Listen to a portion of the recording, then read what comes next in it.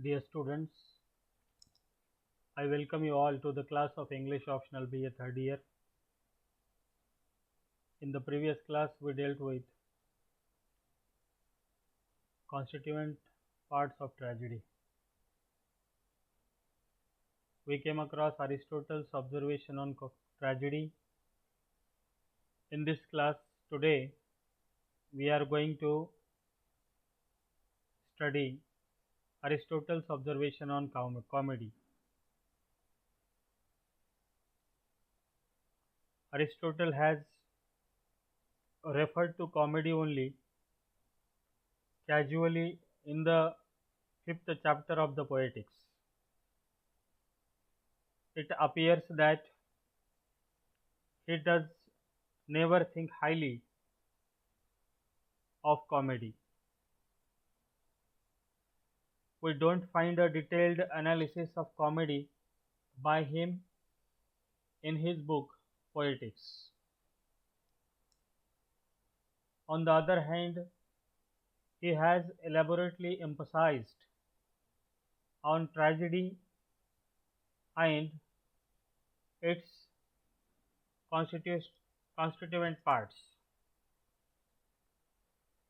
We don't find a detailed analysis of comedy by Aristotle.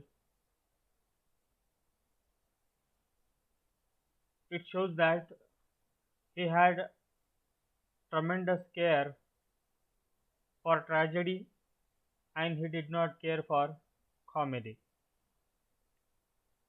There are some critics who believe that Aristotle's views on comedy are expressed in the dialogues on poet and the Tractatum Coeslinianum.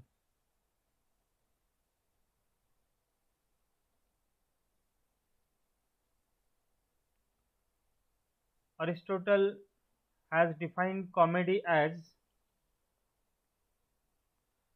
comedy is an imitation of characters of a lower type, not however in the full sense of the word, bad the ludicrous being merely a subdivision of the ugly. It consists of some defect or ugliness which is not painful or destructive. To take an obvious example, the comic mask is ugly and distorted but does not imply pain. We find one more definition of comedy by Aristotle in his book Tractatum Coeslinianus. It is as following. Comedy is an imitation of an action that is lucid, ludicrous, and imperfect, of sufficient length, directly presented by persons acting, and given through narrative of sufficient length, through pleasure and laughter effecting the purgation of the like emotions. It has laughter for its mother. Laughter arises from the diction and from the things expressed. Let us see Aristotle's views on comedy. Aristotle's definition of comedy reveals his views on comedy. Aristotle says Aristotle makes full use of the follies and foibles, the flaws and imperfections of man.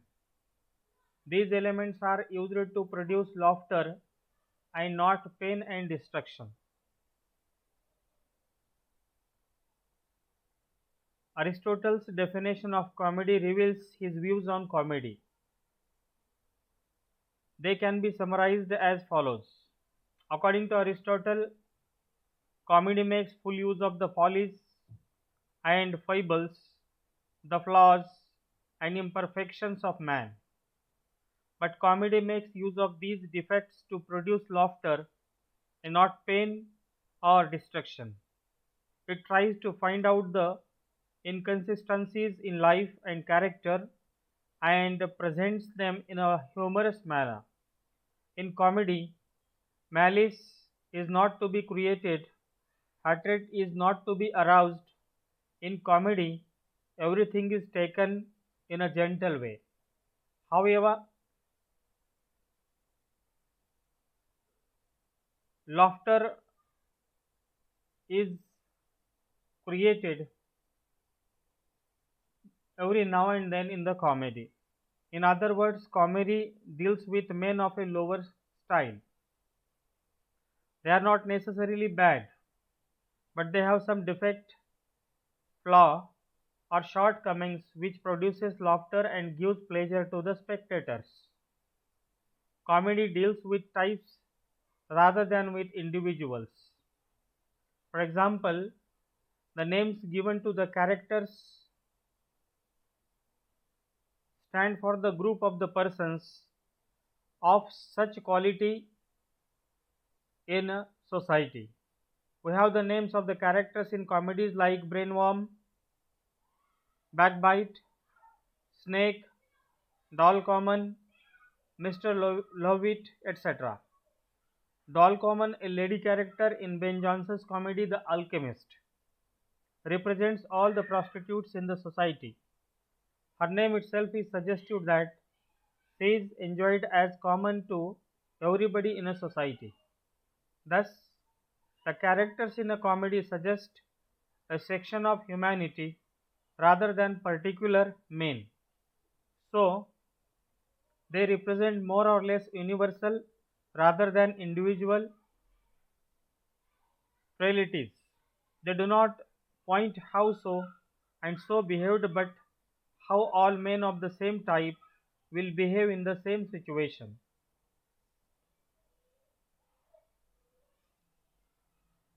Thus, Aristotle has focused on some of the features of comedy in his Poetics. Though it is not in detail, but it gives an overall idea of the comedy and its characters and function. So, with this, I would like to conclude this point Aristotle's observation on comedy. But what we understand here is Aristotle elaborately discussed tragedy, characteristics of tragedy, constituent parts of tragedy, even characteristics of tragic hero in his world famous treatise Poetics. It shows that Aristotle had immense importance of tragedy, as he regarded tragedy as the highest form of poetry, but he very rarely discussed about comedy in his Poetics. So it shows that Aristotle did not care that much for comedy, whereas he cared for tragedy very much in his book Poetics. So, friends, with this, I would like to conclude this point Aristotle's observation on comedy. In the following class, that is on tomorrow, we shall deal with Aristotle's observation on three unities, Aristotle's observation on style, and so on. With this, I would like to remain here. Thank you very much.